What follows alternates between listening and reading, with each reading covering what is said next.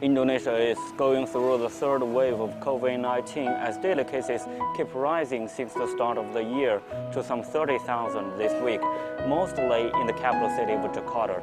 This, however, is no surprise because the Indonesian government expects the Omicron variant to spread much faster but cause fewer severe cases and deaths. Dari Januari sampai dengan Februari, jumlah pasien yang kita rujuk itu ada 242 orang yang meningkat. Dari Januari sampai dengan Februari, jumlah kasus aktifnya sampai saat ini sudah 499, jadi trennya adalah meningkat. Sekecamatan. In Jakarta, a total of 99 schools have been closed after teachers and students tested positive for COVID-19. And this local middle school is one of them. People here told us that the school will be closed for 14 days and it will reopen with a maximum of 50% capacity, which means half of the students will take courses online.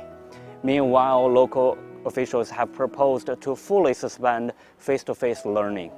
Mudah-mudahan pandeminya lekas berlalu, kita bisa hidup normal, kita bisa belajar lagi anak-anaknya.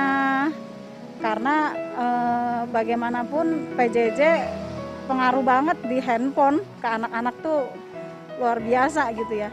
Virusnya bukan di corona, virusnya di handphone. Iya, game gitu ya. Gitu.